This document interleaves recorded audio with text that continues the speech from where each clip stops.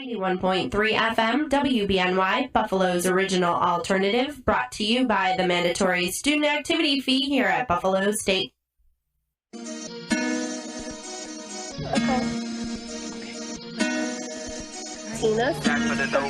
Latinas make history every day. Okay. Can you read it for me? Happy Friday, everybody. This is another episode of 91.3 FM WBNY Talia Talks. I am here with an amazing guest, and I am so excited to spend some time talking with you. Are you with me? Yes, I am. Good morning. Yes, I can hear you. I'm elated. Awesome. So am I. Okay, so I'm going to give you the floor so that you can introduce yourself, and then we're going to get into talking about the amazing schools that you've attended, the things that you've done, and then also the amazing work that you're doing right now that I'm so excited about. Awesome. So good morning, everybody. My name is Dr. Anju Geraldine Ripchandani, and I am the proud executive director of a nonprofit organization called Zone 126. Zone 126 is located downstate in Astoria and Long Island City, Queens, New York. We have been in operation for the past 12 years. We are working with children and families, specifically at 3 large public housing developments: NYCHA Astoria houses, Ravenswood houses, and Queensbridge houses. And for those who don't know, Queensbridge houses is actually the largest public housing development in the country. 20,000 families, 8,000 of whom are children, and it's 96 buildings. The 3 zip codes that we work in are 11101, 11102, and 11106. That's what makes up our name. And while we are having a large economic boom here in Astoria and Long Island City, with the median income being around $125,000, we are seeing families who are living in public housing being sort of built around with a median income of $18,000 to $25,000. I have been the executive director for over 3 years. I've been with the organization for 12 years. I'm a proud New York City gal, born in the Bronx, raised here in Astoria, Queens. Yep. Bronx, New York, baby. If you would listen to our show, people would be like, where are they? We're in the West Side, but we're really heavily connected to the rest of the state. Thank you so much for joining us. I love it. Bronx born, Queens bred, New York Yankees, New York Giants, die hard, but have a lot of love for Belo family up there Belo in Williamsville. Dr. Anju, where you grew up at? What neighborhood? 167 in Grand Concourse, and then in Astoria, Queens, closer by Woodside Houses. You said Grand Concourse. I said Wepa. See. I'm so excited to have you on the show. For many of you who are listening for the first time, my name is Talia Rodriguez. Excuse me, I'm an organizer. I'm here in the west side of Buffalo, but I also have a strong connection to New York City. So my dad is actually from the Lower East Side of Manhattan, and he is a former resident of Rutgers Houses. So the story goes that Rutgers Houses was the first time that my abuela had her own bedroom. Wow. They moved in when it was new. Yeah. So, and then that woman also marched with Martin Luther King. So I have this very strong connection to public housing and to people in public housing as obviously agents of change, right? Because I think sometimes, there's a lot of stories to be told. So I just wanted to acknowledge some of the leaders here in the city of Buffalo who also hail from Queens, one of which is our mayor, who I am just I hold in high admiration. And then also Octavio, who's a graduate of SUNY Buffalo Law and a member of the Puerto Rican Parade Committee, as well as many other committees, including the Bell Center, and I believe he is from Queensbridge. Hey, Talia, if you didn't know, our mayor is from I believe he's from Queens. He is, and the hookup, he's have gotten a lot of Queen residents or that came from Queens hookup in Buffalo. So if you want to know the leaders in Buffalo, a lot of them are from Queens. There's a list of things that I love about the mayor, and one of them is that he's from New York City, but his wife has a amazing family who is very Buffalo driven. Coach Jessica Rivera is on here. She's throwing up Queensboro for you. I'm really excited. And honestly, in all sincerity, University Radio was the forefront of public broadcast and bringing voices like ours here. So for all of us to be here and to be so well connected, I think is a literal blessing. So can you say, because I am so excited, the schools that you attended and kind of a little bit about your journey to your doctorate? Hey, Anju, before you answer that, You got to add J-Lo to that Bronx list. Oh, yes. So if you know me, so I was at the Yankees game earlier this week, and on Instagram, I probably shouldn't say this, but I will. I often say, "Don't be fooled by the rocks that I got." I'm still Angie from the block. You have to have a Angie from the strong block. character because our children, they know the difference with someone that's coming to them with authenticity. Yeah, And like, that's why yeah. I'm so grateful to have you here because I'm so excited to learn about your story. And because I have this great privilege, everyone can learn about it at the same time. So I'm so Yeah. excited to talk about, can you say the undergraduate that you attended or kind of like where you decided or when you decided to pursue your doctorate? Oh, yeah. So I did my undergraduate at Pace University. I got a dual degree in adolescent education and history. Then, I realized that I didn't want to be in the classroom with so many kids coming in and out of my classroom. They'd come in 150, come in September, really start to get to know them in November, build a bond. They'd, rotate out of my classroom by January. And then I'd get a whole new crop in like February, right? And it didn't allow for the deep individual connection, and long before people started using the terminology social emotional wellness and really building that family engagement bond. So I transitioned into the nonprofit sector, really just wanting to deepen the connection of working with children and families in public housing and students in temporary housing. Tried to do a degree in business, for a master's, didn't really work. But when I hit my groove here at Zone 126, I went back to school. I went to Bank Street College of Education. I got my master's in community-based learning and school leadership. But I knew early on when I was going to school at Pace University that one day I wanted to go get my doctorate. My mother moved our family in the 80s from the Bronx over the bridge to the suburbs. We had trees in Astoria and Long Island City. Oh, yeah, right. And she said, I have to get out of the Bronx because it's burning and I need to give my kid a fighting shot. And so you have some trees, you have, you kind of have some diversity, but not really. So I went to school with all children who were white in the neighborhood, right? I didn't start mixing with other people of color until I was sort of like in middle school. As a Puerto Rican, I remember the first time I went to Queens. I was like, oh, this is nice. Oh my goodness. Right? It's nice, right? It's like the suburbs. It feels different than the Lower East Side. So shout out to Pace. And I'm sorry, I didn't mean to interrupt you, but I do, I empathize with that very distinct change of infrastructure. Yeah. Do you know what I mean? Where you sense that there's some type of transition. Same thing for me. I started working in Queens and I noticed, Black people are here too, people of color. Yeah. And they living nice. Yeah, and so you start to notice this disparity, but it wasn't until I got my first job at 16 years old where I started working in an after-school program right in the same elementary school that I went to, that the neighborhood had started to change. We had started to now see Mexican families move in, Brazilian families, Colombian families, Ecuadorian families, et cetera. And we started to see this gap between what the teaching staff looked like and what the student population was, and their ability to also communicate with families. And I was like, something's just wrong here. And I started to notice it even more deeply as I was graduating from high school. We came in with a class of 1,000, and by the time we graduated with only 495 kids. So something was happening here, and I gave up a large internship with JP Morgan Chase that would have, changed my the trajectory life. of your life. Yes. Yeah. Everyone has those decisions in nonprofit and you're like, no, I'm going to go help. And so at 17 years old, I got this great internship with JP Morgan, and I gave it to another girl who's still at JP Morgan, like high up VP. Shout out to her. That's fantastic. Bless her. But I said, no, I'm going to take on 2 jobs. I'm going to work in the nonprofit sector doing summer camp, and I'm also going to be working in the supermarket and really just trying to hustle because I feel like this is where my calling is, right? And so I find my calling really early on.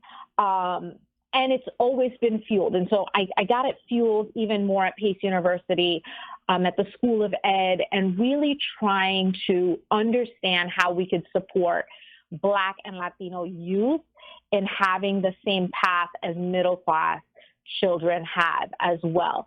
I was very focused in the last several years on getting my doctorate because, once again, the disparity just keeps growing in this country for Black and Latino children. And when I decided to pursue my doctorate, it was, how could I do it with this thought of collaboration? How could I do it with cross-sector collaboration, looking at other folks in business and government, and how do we knit together and support one another for communities of color? So I ended up going to NYU Steinhardt a few years back, prior to the pandemic happening. The pandemic happens, and I sort of say we see even more of a gap happening. And I had been very focused for many years on chronic absenteeism. And if people don't know what chronic absenteeism is, it's any student who's missing 2 days a month, 10 months in a school year, that's 20 days. If you think about a full month of work, it is about 20 days. So children have missed a full month of instruction. We have children here specifically living in public housing due to the quality of air conditions, the asthma rates, et cetera, missing 60, 70, 80 days of school. Yeah, and that's I think 3-4 months of learning. Yeah. And I think for me as an academic, I saw so much of myself in you. And shout out to Dr. Haino and the others that connect me to people like you, because I kept talking about public housing and I kept talking about summer lunch and I kept talking about literacy. And he was like, I think you need to meet my friend. He was like, you do have a lot in common. But I think for me, one of the things that has been helpful, right, as I've kind of evolved very much like you in my work and kind of understanding, going from a practitioner into very distinct educational policy, right? And trying to tackle some of these issues systemically. And let me tell you, the way that you explain chronic absenteeism was just groundbreaking for me, because that literally just framed it so well. I've never heard it described that like that. And I think for me as a Puerto Rican, when I look at my grandmother and I look at her relationship and my father's relationship with the school that I think was in walking distance that my aunt went to, shout out to you, Titi Bendición, on the Lower East Side, their relationship with it was different, because I learned there is an area of law administratively that kind of tells a history of education in Puerto Rico.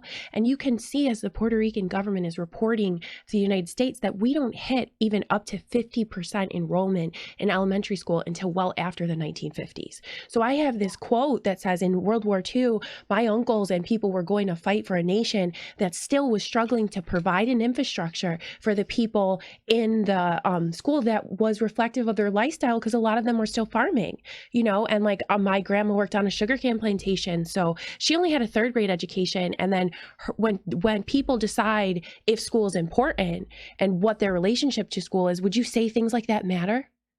Oh, absolutely. That story absolutely resonates with me, because when I got my doctorate degree, they give you these few minutes to sort of give your few words, and you're sort of I don't want to talk, right? It's just over. Defending this research, right?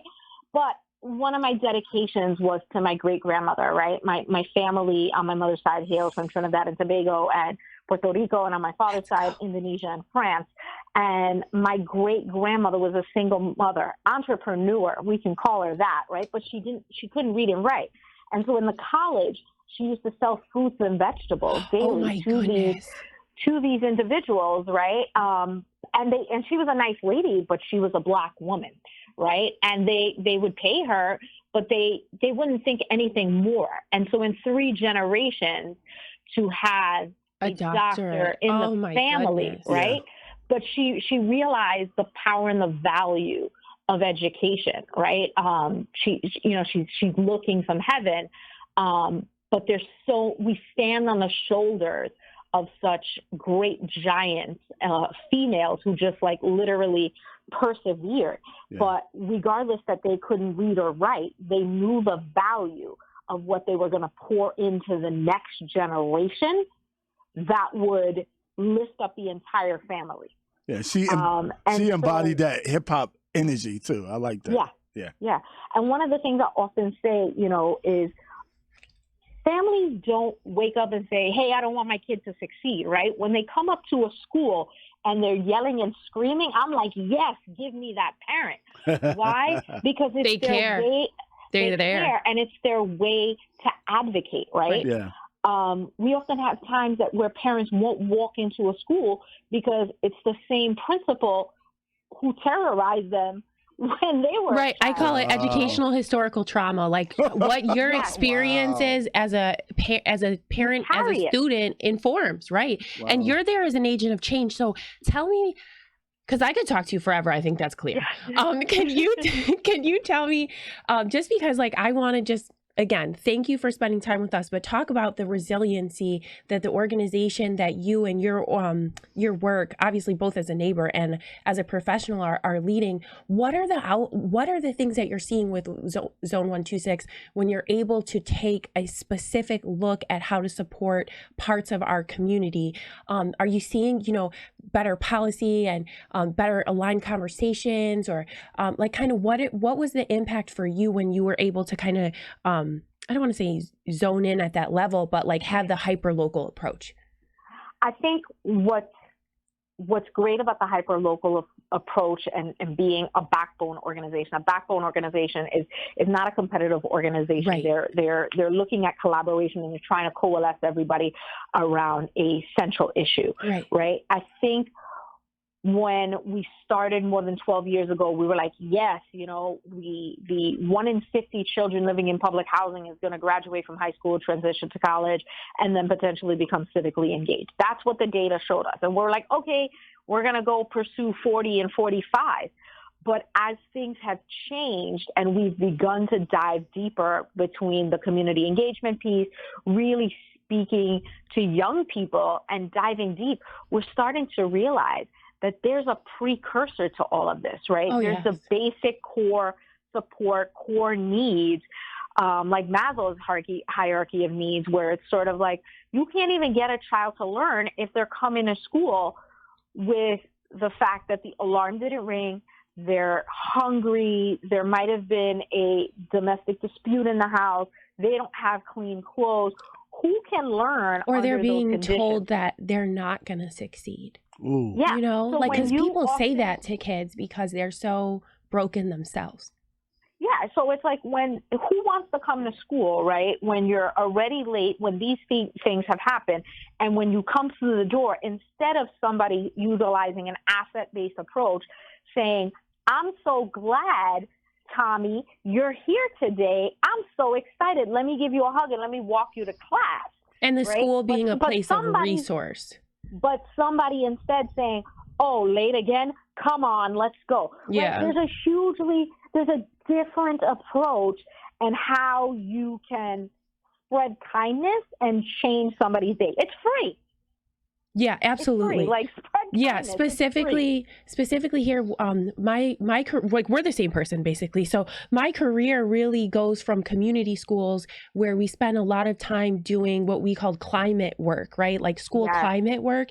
And I think one of the things that I took away from that work was when you have identity affirming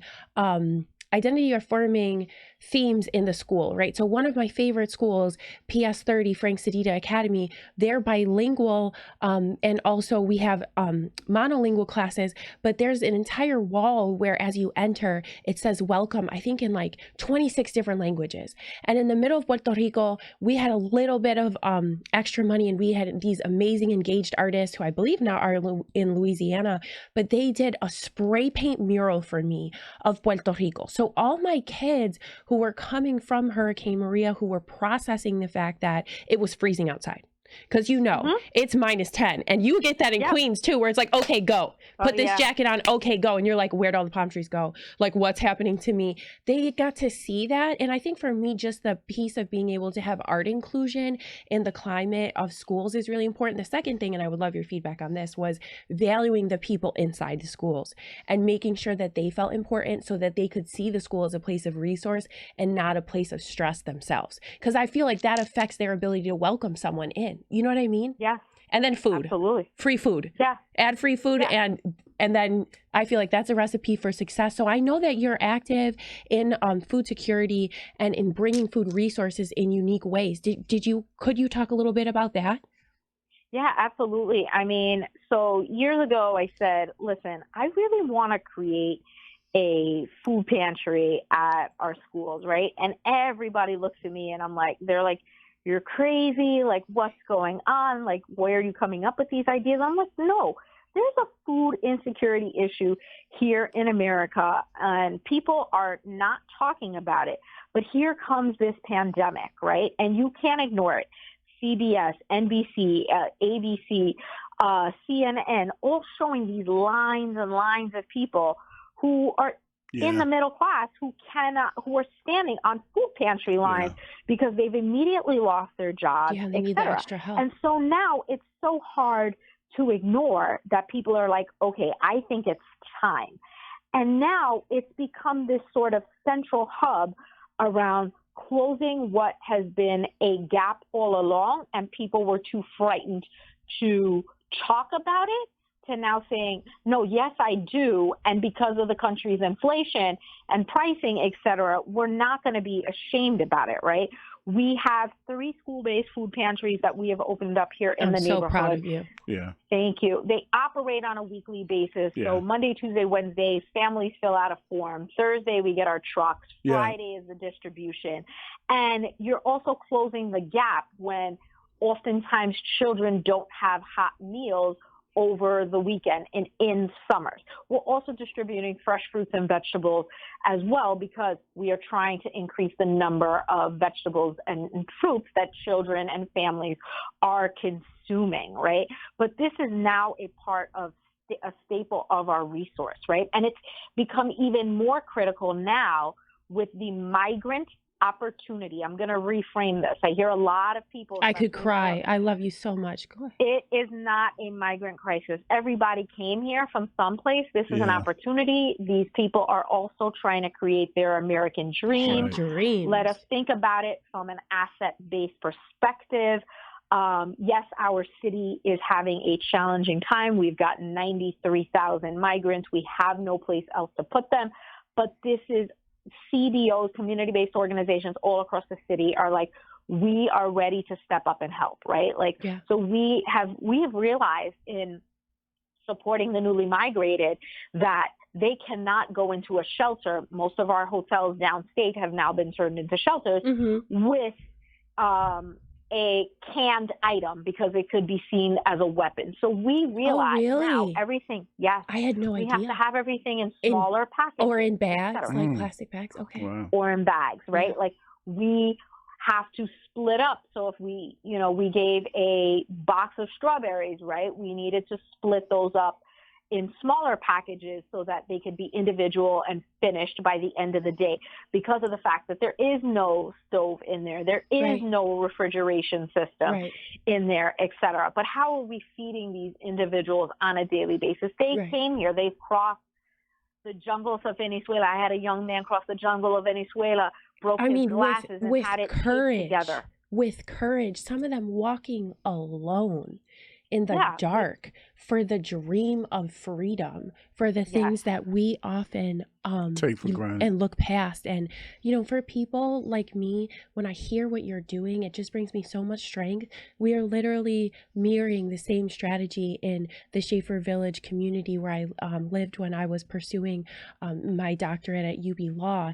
And I just want to acknowledge Doña Maria and all those at the Schaefer who helped me and the rest of the neighbors bring the food in. But we also do a food distribution from Friday to Monday. And I would say I've built a lot of things, school-based legal clinics. Again, we talked about the community school system that I was lucky to be a part of, launching. I've built a lot of things as a person, but I think one of the most humbling things, both as a Christian and as someone who themselves experienced food insecurity, is to be able to look at a child and be like, hey, I have free books for you and I have free food for every single kid in your family, and there's no judgment here.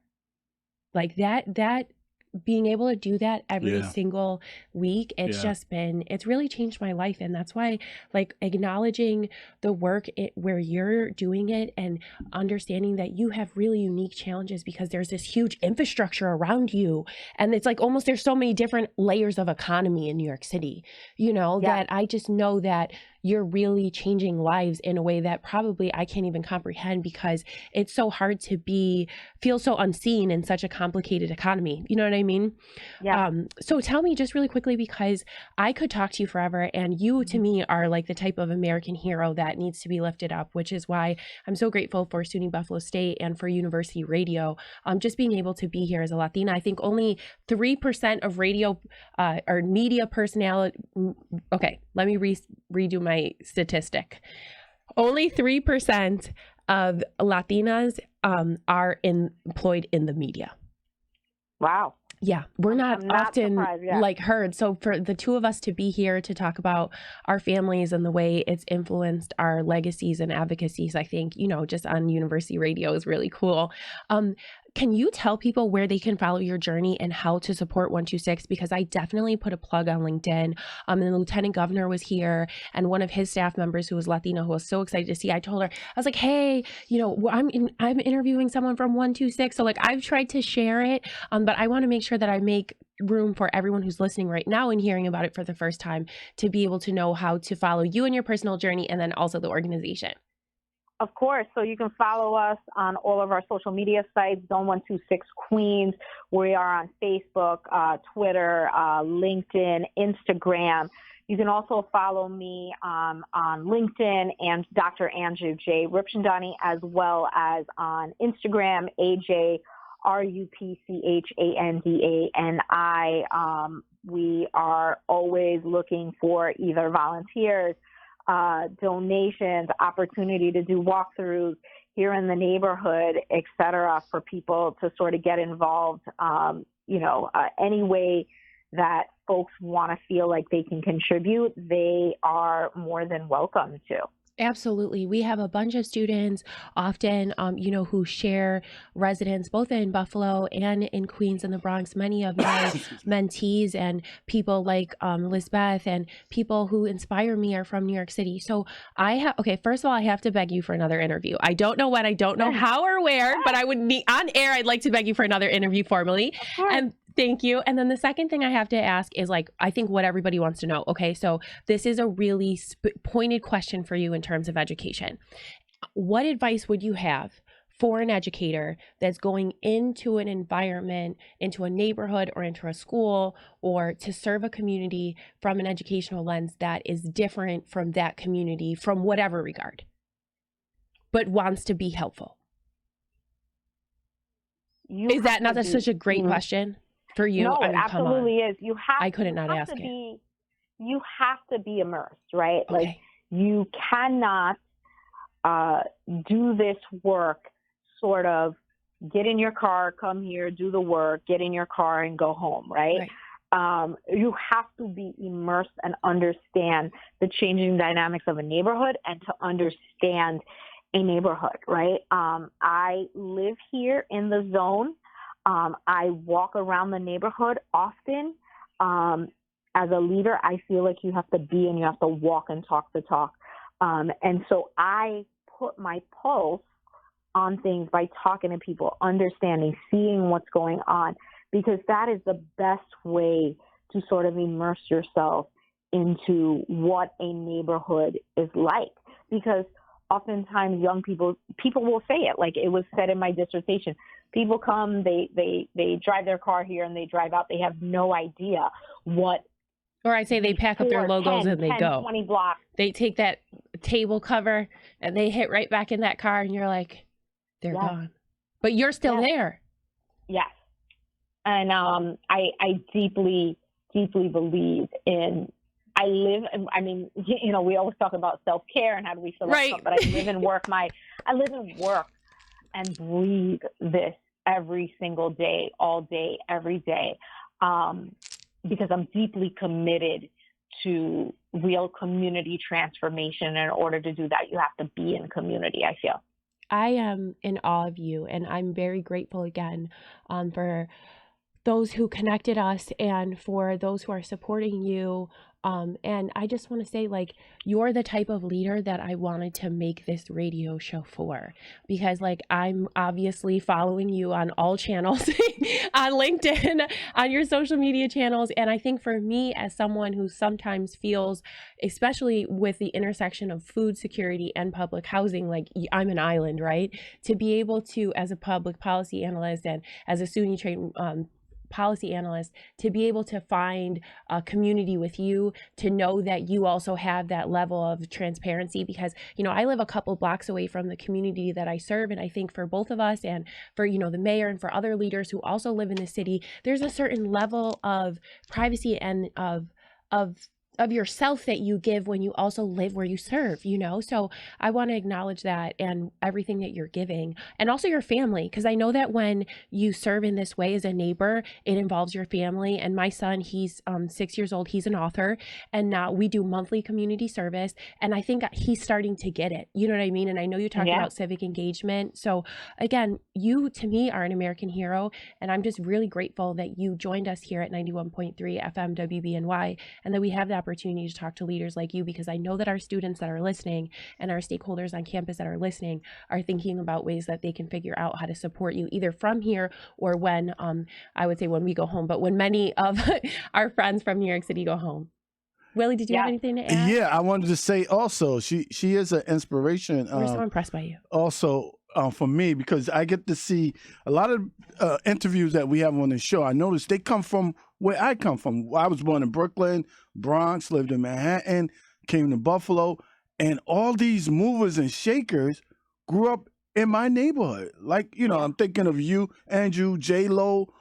I lived in those neighborhoods. My aunt used to be like, I lived on the same street as Madonna. And they are movers. Now they are movers and shakers, and encourage me to be the best that I can be and make sure my children, my friends, and everybody do their best to build up their community. Well, this is how I wanted to close the show. I want to say, I think a lot of times, both from a public policy perspective, from a conversation perspective, even as leaders of color, people try to build distance between New York City, Albany, all of, you know, our metro areas, and build all this distance between our neighbors in the rural community. And I think listening to you kind of reminds me, there is one New York, and we are out here actively serving our neighbors, and we're connected. So thank you so much for providing a shining example here in Buffalo about your work in Queens. And I'm really excited to go back to my office and, you know, to kind of figure out how we can have better alignment, if not just sharing the volunteer opportunities that you have. And also as a person to be able to follow you as an example, because I think, again, you need friends in this work. Did you have anything that you wanted to say as we close the show? Maybe words of advice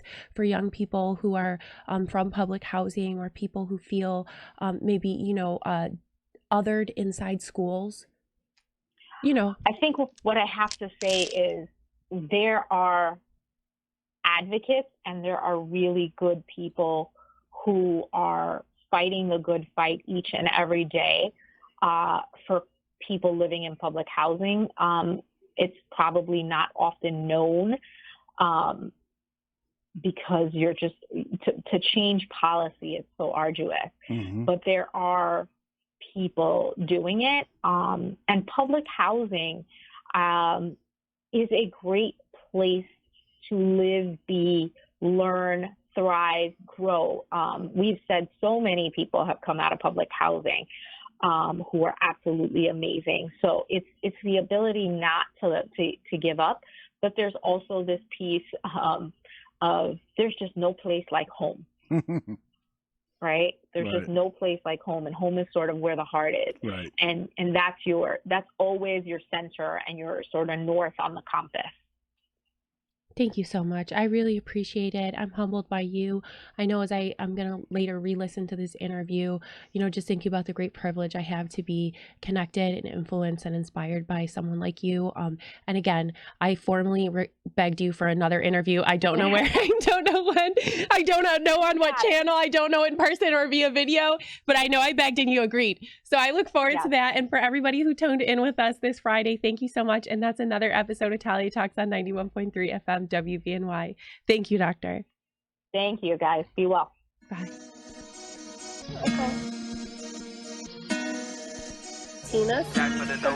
Latinas make history every day. Okay. Can you read it for me? Well, how do you say this one? Latinas. Latinas make history every day. Okay.